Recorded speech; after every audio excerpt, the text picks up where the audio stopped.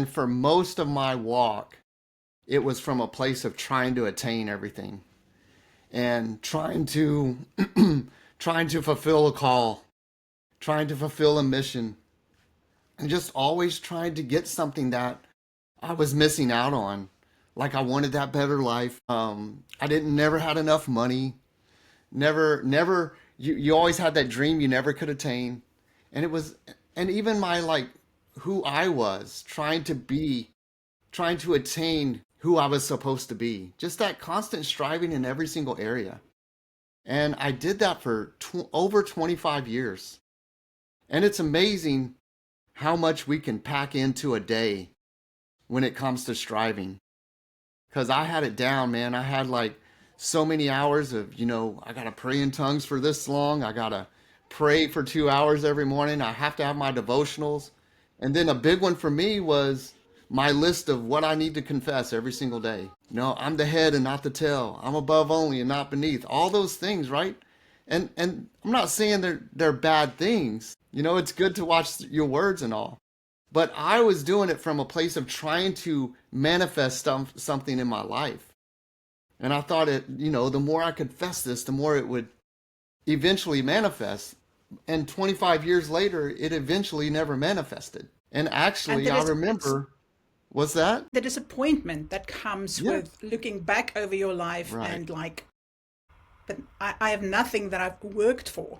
All that striving has brought me nothing. right. Yeah, sorry, I interrupted you. No, that's good. And the eye opener for me with that right there, it's like you hit the wall and you see it for what it is.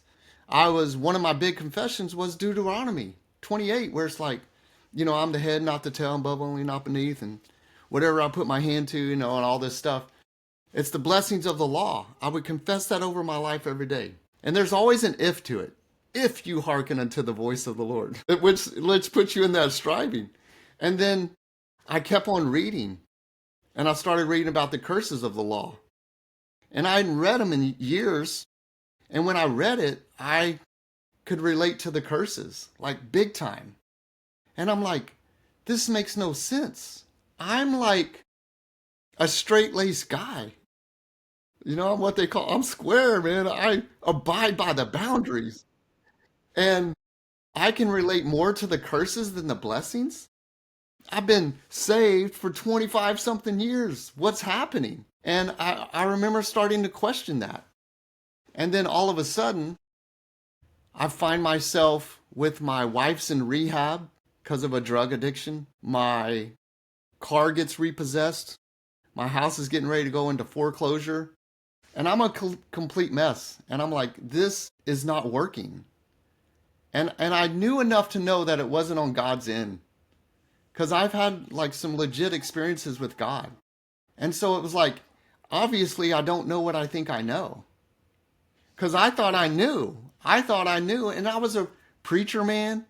Full-time preaching, part-time preaching. You're just all over the board when you live that ministry life. And so I was at the spot where this makes no sense. I'm out here preaching it and saying all this stuff works, and it doesn't work. My sowing and reaping, my tithing, I had nothing to show for any of it. And so it was a big eye-opener for me. And I think that's the first time in my entire life that I surrendered my perspectives to him. Like I surrendered my life, my marriage, my kids, all these things that we talk about surrender. But I don't know that I ever surrendered my perspectives to him. And I think that was the first time in my entire life that I surrendered and admitted the fact that I don't know what I think I know. I think I know how this works, but obviously I don't.